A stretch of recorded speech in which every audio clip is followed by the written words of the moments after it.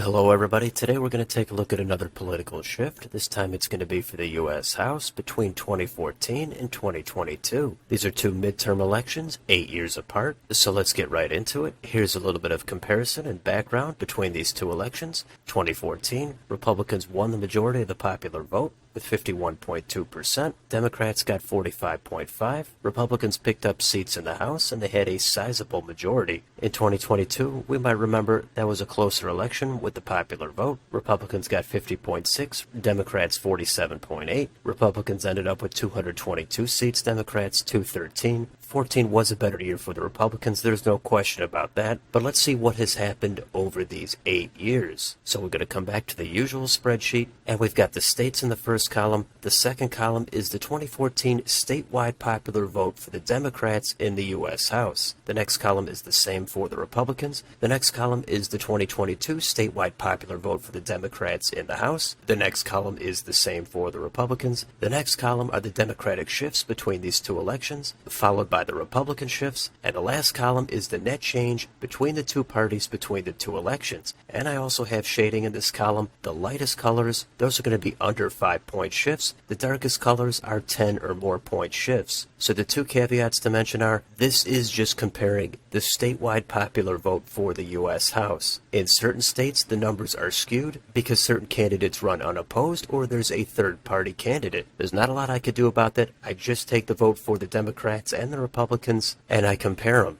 Now, if there's only one at-large congressional district and the opposite candidate is an independent or a third party, just to make it easy, I'll still put that data in so we have something to compare to because there's only one district. Now, the other thing to mention is, to make it easy, I tried to just use the Wikipedia data. Once in a while, there were some inconsistencies. Nothing substantial, but certain states had different numbers, usually by under 1 point. So keep that in mind. Hopefully there's no mistakes. Let's get started and take a look at these shifts. Alabama is first. In 2014, the Democrats got 30.7% of that statewide popular vote. Republicans got 65.2%. Jump ahead to 2022. Democrats sank down to 23.7%. Republicans bumped it up to 70.1%. That's a net loss of 7% for the Democrats, a net gain of 4.9% for the Republicans, and a total net shift of 11.9% away from the Democrats and toward the Republicans. So that's how this works. Now we can quickly go through the rest of these states. Alaska, and that went 20 points toward the Democrats. One thing to remember there is they did implement ranked choice voting between these two elections. Next, in Arizona, that shifted a little bit toward the Democrats by 3%.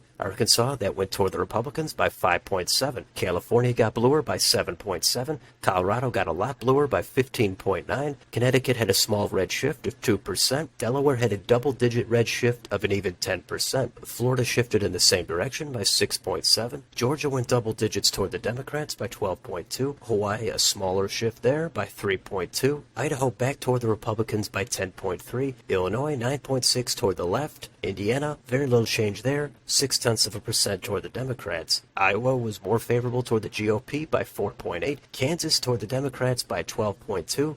Kentucky back toward the right by 4.3%. Louisiana, almost no net change there, 0.3% toward the Republicans. Maine got 3.1% bluer, Maryland as well by 14.1%. Massachusetts had the biggest shift out of all the states, even though it's one of the bluest states out there. The shift there was 25.1% toward the Republicans. Michigan, almost no change there, 0.5% toward the Democrats. Minnesota, small red shift there by 1.7%. Mississippi, bigger red shift there, 13%. Missouri had a small blue shift of 2%. Montana had a 3.7% shift toward the GOP. Nebraska 1.6% toward the Democrats. Nevada got a lot bluer by 13.9%. New Hampshire got blue as well by 6.8%. In New Jersey by 7.8%. And in New Mexico by 4.2%. New York had a slight red shift of 0.7%. North Carolina had a healthy blue shift of 7.1%. North Dakota shifted 7.6% toward the Republicans, but in 2022 that was not a Democrat, that was an independent candidate. Ohio went toward the Democrats by 7.2%. Oklahoma, same direction by 8.1%. The next state is Oregon. That got modestly redder by an even 5%. Pennsylvania shifted away from the GOP toward the Democrats by 5.8%. Rhode Island got redder by 7.7%. South Carolina got redder as well by 3.1%. South Dakota, that again did not have a Democrat in 2022. That was a Libertarian candidate,